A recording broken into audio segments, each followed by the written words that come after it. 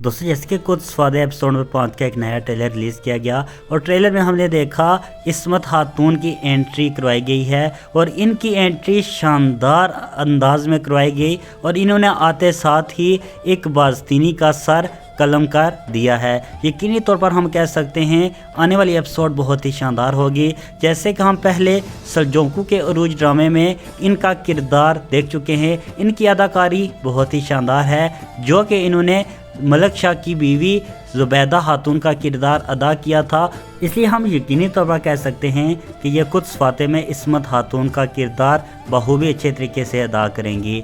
आपको इस्मत खातून की एंट्री कैसे लगी कमेंट सेक्शन में अपनी राय का इजहार ज़रूर कीजिएगा। सलाहुद्दीन अय्यूबी की तमाम तरह अपडेट के लिए मेरे यूट्यूब चैनल को ज़रूर सब्सक्राइब करें। इंशाल्लाह मिलते हैं अपनी नई वीडियो में, तब तक के लिए अल्लाह हाफिज़।